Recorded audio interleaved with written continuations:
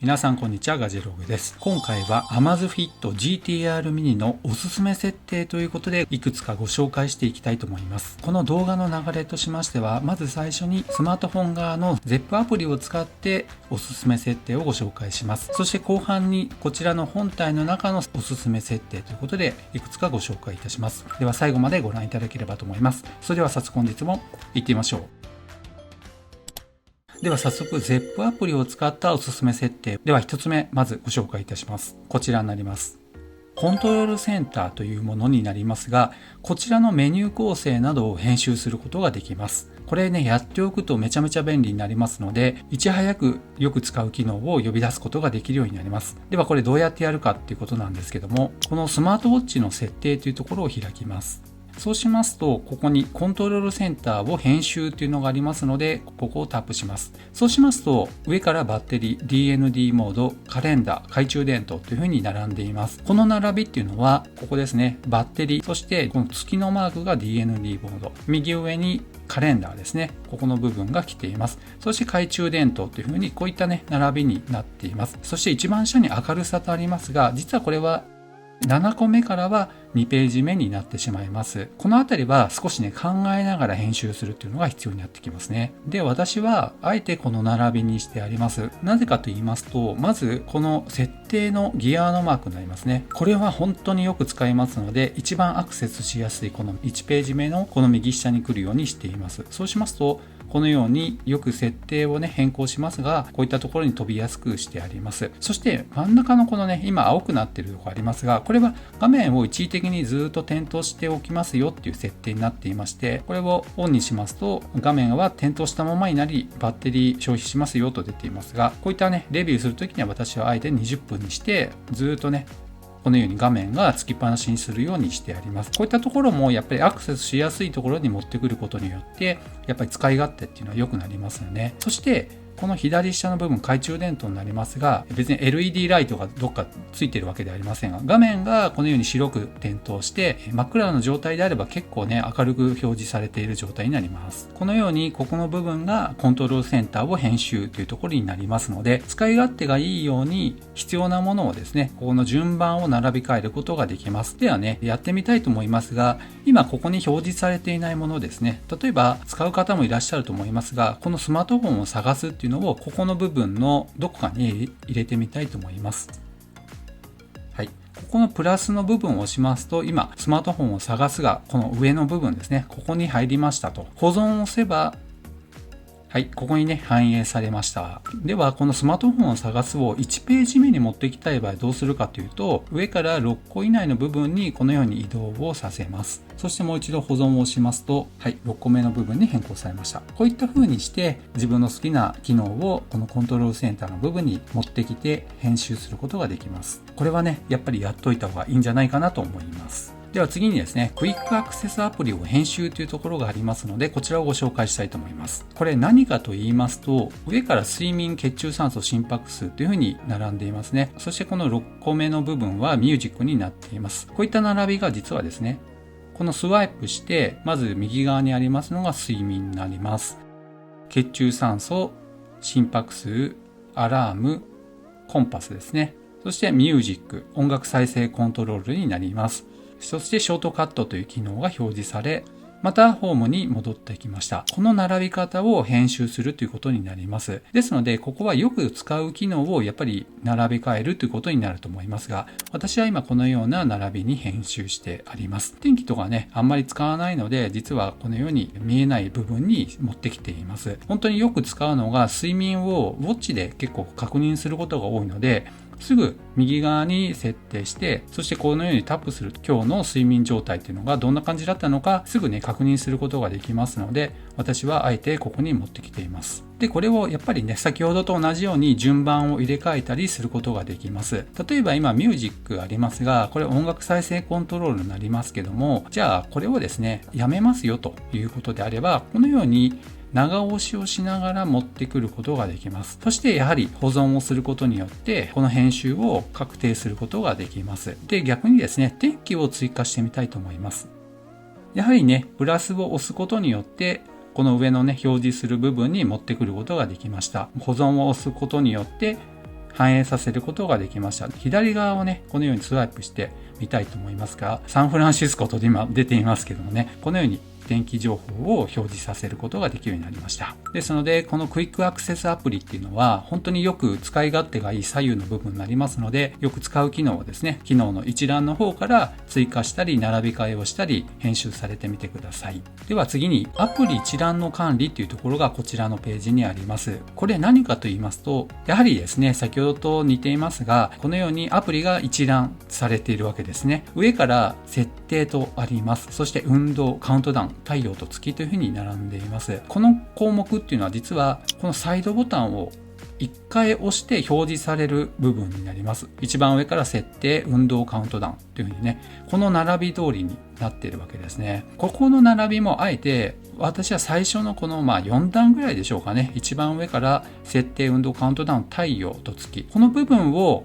主に設定してありまして、下があまりね、いじってないんですね。っていうのは結構もう下の方行くとアクセスしにくくなるので、あえてよく使うこの3つか4つぐらいの部分をここに持ってきています。で、ここで一つおすすめの中のおすすめになりますが、とにかく設定のこの部分ですね。今一番上に来ていますけども、これ最初下の方にありますので、一番上に持ってくることをお勧めしたいと思います。そうしますとね、やっぱり設定ってよく使いますので、アクセスしやすくなるっていうところの面で、一番上に持ってくることをお勧めします。持っていき方はですね、やっぱり先ほどと同じように、このように長押しをして移動させるということになります。最初は一番下にあると思いますので、長押ししながら上にこのように持ってきて離すということになりますので、やっぱりこのあたりも追加と削除しながら自分の使いやすいように調整の方されてみてください。ちなみになんですが、私の場合運動ですね、この2番目に持ってきている理由は毎日ウォーキングをしているんですけども、よく使いますので、この部分に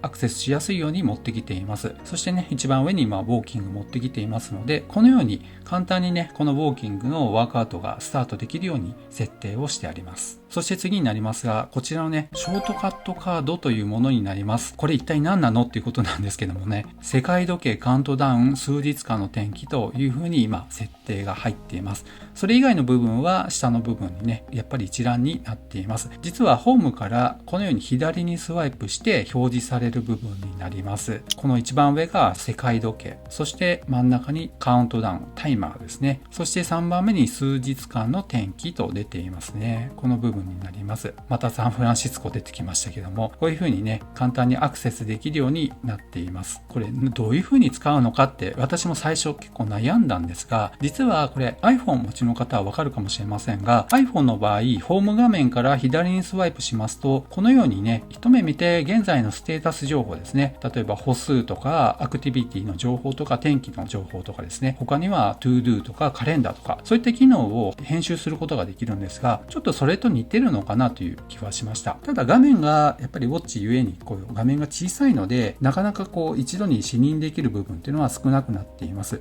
例えばここにじゃあアラームを追加したい場合、このように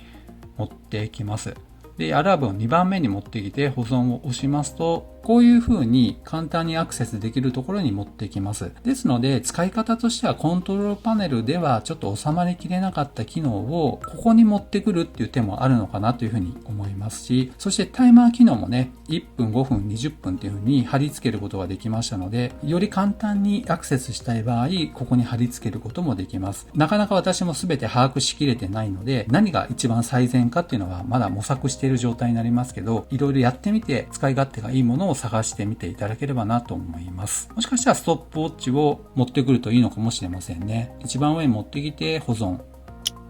はい。このようにストップウォッチを一番上に持ってきましたので、簡単にここでね、使うことができるようになるわけですね。そして時計、アラームみたいな感じで使うことができます。こういう風に設定を変更することができますので、ぜひこのショートカットカードと言われているものになりますが、上手にね、編集の方をされてみてください。では次になりますが、それはスマートウォッチの設定のこのモーニングアップデートというところになります。この部分もおすすめ設定ということでご紹介したいと思います。で、これ何なのということになりますが、これをですね、オンにしてありますと、朝起きてからですね、数分経ちますと、ウォッチ本体から通知が来まして、今日の天気や予定、昨日の運動情状況ですね。そして健康状態など様々な情報を一覧で通知で教えてきてくれます。この内容が編集することができます。例えば電池の残量いりませんよってことであれば、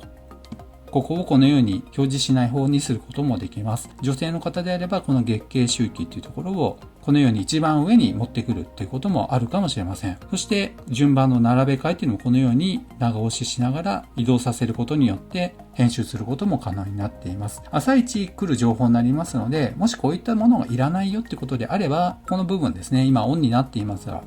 こういうふうにオフにしておくこともできます。標準の設定では多分オンになっていますので、このあたりですね、必要か必要でないかを設定項目見ていただければなと思います。では最後にですね、ちょっとおまけになりますが、側面のボタンを長押しとあります。これはですね、こちらのサイドボタンありますが、これを長押しした時に、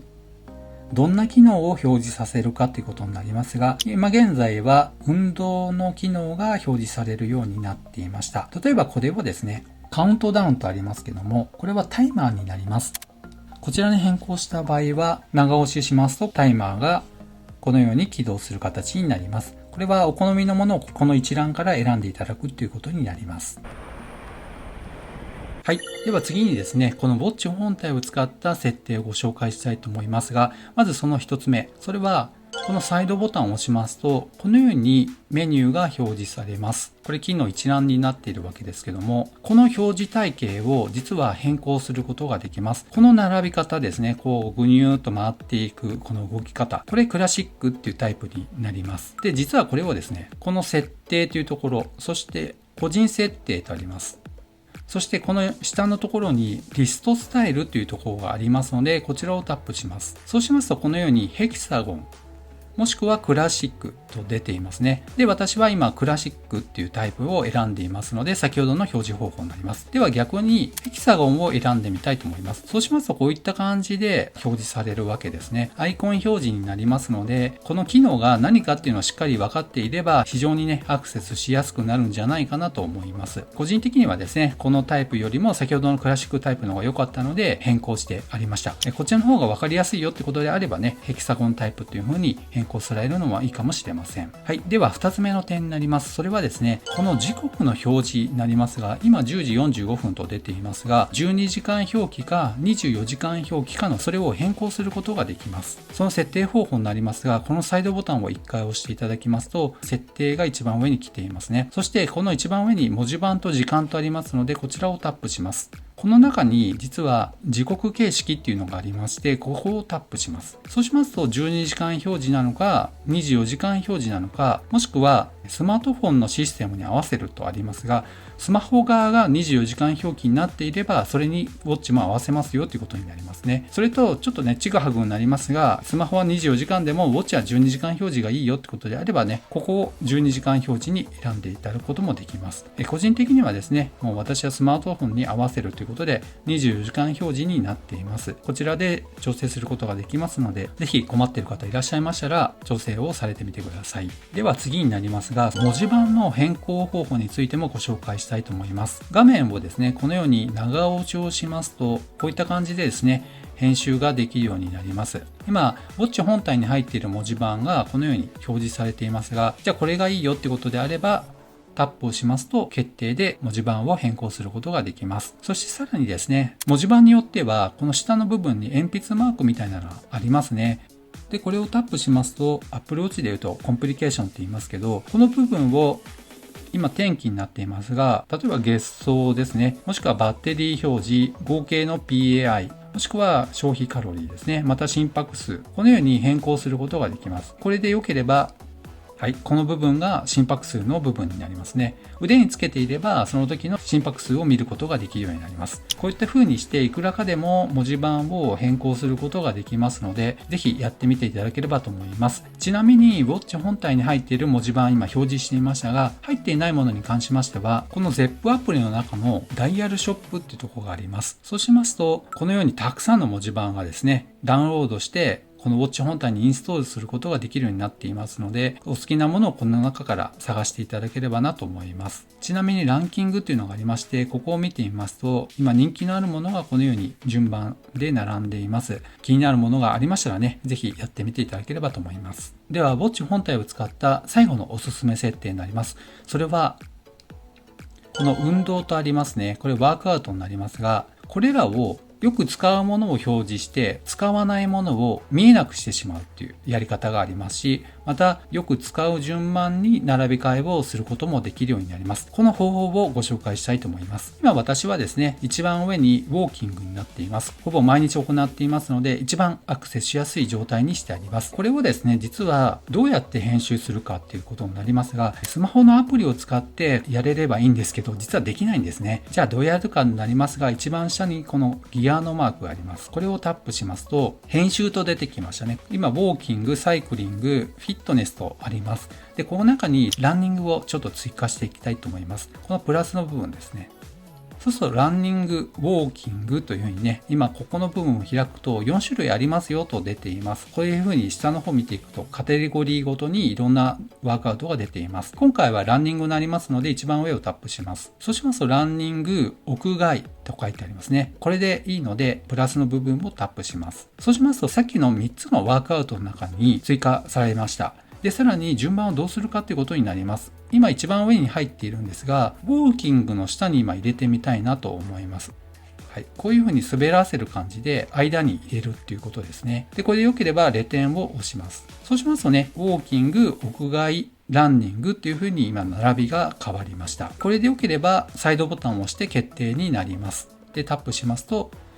このようにね、ワークアウトをスタートさせることができます。では今度はこの中にあるものを削除していきたいと思います。では先ほど入れた屋外ランニングを削除してみたいと思います。その場合はやはり一番下のこのギアのマークですね。ここをタップします。そしてランニングを選びます。そうしますとここにやはりね、ゴミ箱マークが出てきましたので、ここをタップします。これで消えました。このようにして必要でないものをやっぱりね、同じように今枠で囲まれていますが、サイクリングいらないよってことであれば、はい、このように消すことができます。フィットネス屋内ってあります。これもいらないよってことであれば、ゴミ箱マーク。そして、これだけでいいよってことであれば、このように決定して、サイドボタン。そうしますと、ウォーキングのみ表示になりましたね。このようにしてワークアウト一覧を追加と削除、そして順番の並べ替えなどですね、することができるようになります。これは最初手間かかりますけども、やっておくと、外でこういった作業をするのめちゃめちゃ大変ですので、あらかじめこのように設定をしておきますと、非常にね、使い勝手が良くなりますので、時間がある時にね、やっておいていただければなと思います。というわけで今回 Amazfit GTR mini のおすすめ設定ということで、まず最初に ZEP アプリを使った設定方法、そして後半にこのウォッチ本体を使ったですね、おすすめの設定などをご紹介させていただきましたが、まだまだちょっとご紹介できていない部分も実はあります。ただですね、ちょっと時間がめちゃめちゃ長くなってしまうっていう部分ありますので、少しね、割愛させていただきながら今回まとめています。では本日は以上となります。この動画が良かったよって方は高評価、そしてまだの方はぜひこの機会にチャンネル登録をお願いいたします。ではまた次の動画でお会いしましょう。さよなら。